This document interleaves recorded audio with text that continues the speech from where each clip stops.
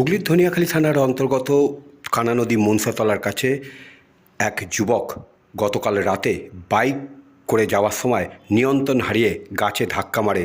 গুরুতর আহত অবস্থায় তাকে ধনিয়াখালী হাসপাতালে নিয়ে এলে ডাক্তার তাকে মৃত বলে ঘোষণা করে।